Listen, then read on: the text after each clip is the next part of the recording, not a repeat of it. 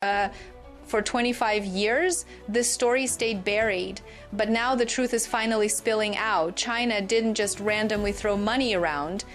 It quietly slid more than $200 billion into America's biggest companies like it was sneaking through a back door nobody was guarding. No. A new study shows that from 2000 to 2023, Chinese state lenders poured cash into nearly 2,500 U.S. projects, everything from gas pipelines and airports to data centers and robotics hubs moving slowly, quietly, and under everybody's radar while Washington was busy yelling about tariffs and elections. And it gets crazier. A chunk of this money came after 2018, right when U.S.-China tensions were blowing up. Unquote.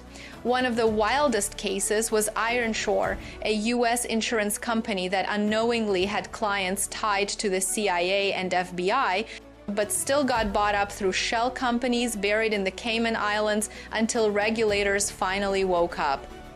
Same thing happened with a robotics manufacturer in Michigan, and then Atop Tech in California, a chip design firm tied to military tech where a Chinese-linked buyer slipped through bankruptcy court without CFIUS even blinking. And that's the scary part. The guardrails weren't built for this kind of financial warfare.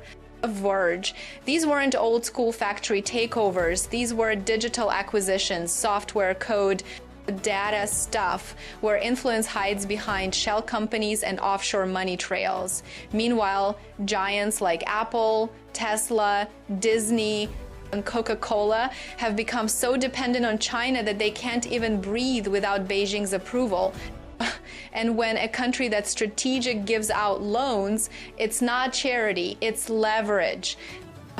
Contracts often let lenders convert debt into ownership or claim assets if a company slips even once.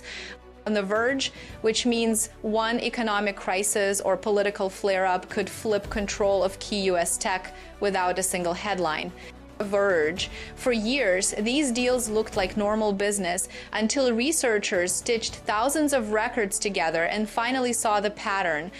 Chinese state banks funding buyers, offshore shells hiding ownership, critical U.S. tech quietly changing hands. Each deal on its own felt harmless, but together they show a long-term influence play that nobody caught in time. On the verge. And now, after decades of cozy ties, American companies are suddenly backing away fast. Last year, 80% planned to invest in China. Now only 48% do.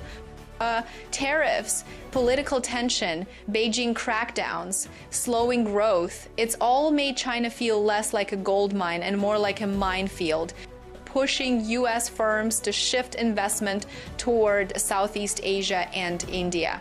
But here's the real kicker. Even as they pull back, they're still deeply tied to China for manufacturing, rare minerals, and massive consumer demand.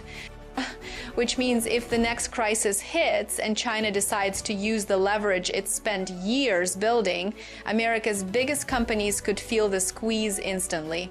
The battlefield isn't just trade or tech anymore, it's contracts, capital, and quiet influence.